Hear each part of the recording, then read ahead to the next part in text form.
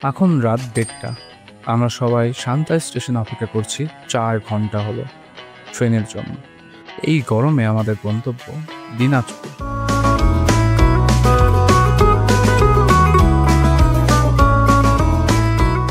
অবশেষে ভোরের আগে ট্রেন আসলো এবং আমাদের যাত্রাটি শুরু হলো।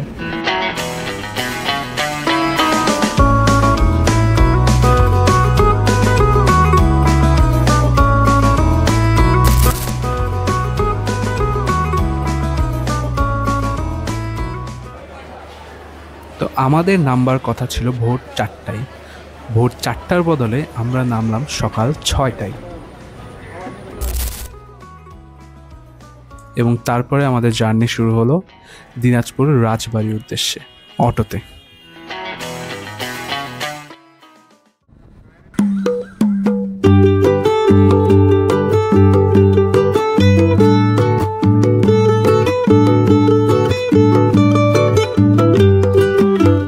সকাল ৭টায় আমরা দিনাজপুর রাজবাড়ির প্রধান ফটকে প্রবেশ করি এবং তারপর আমাদের এক্সপ্লোর করা শুরু হয়।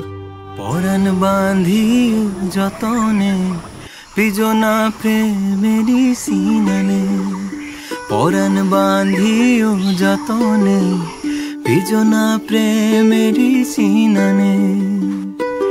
এইখানে শালুক দিঘি পেঁচালো আলপনা, না মিলে দেখিতে পারো বিষের সে কোনা।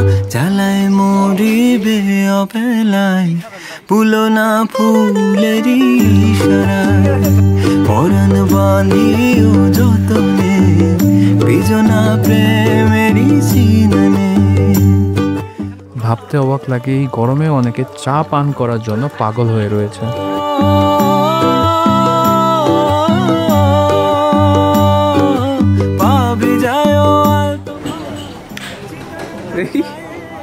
দেখো যেন পানার লতা না গলে না পায়, কমলিনীর রূপ দেখিয়া ডুব দিও না মোটে। পাইতে গিয়া ফুলের আদর বিষের জ্বালা জোটে, দূরে দেখো ফুল গোপনে যাইও না লোভিহানে।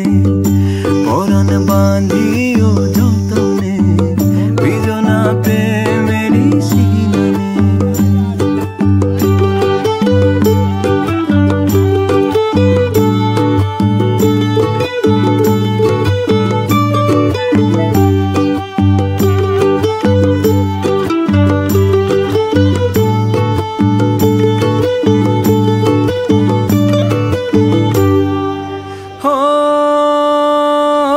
পিছলায় যাইও না ঘাটে শালার চাতুরি, নিও না গো কানে তুমি নদীর জোড়া জুড়ি।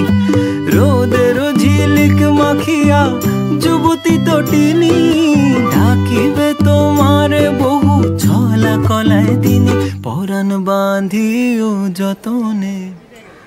দিনাজপুর রাজবাড়ি দেখার পর এবার আমাদের গন্তব্য কান্তজিউ মন্দির। বাঁধিও যতনে পিজনা প্রেমেরই সিনানে। এইখানে শালুক দিঘি পেঁচালো আলপনা, না মিলে দেখিতে পারো বিষের সে ফোনা।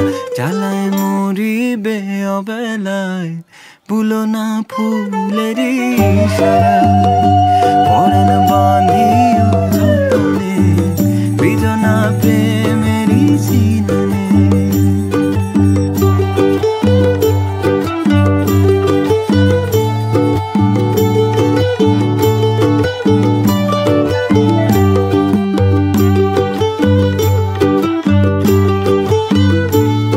তারপর আমরা কান্তজি থেকে প্রসাদ নিয়ে রওনা হলাম ঢ্যাপা নদীর উদ্দেশ্যে।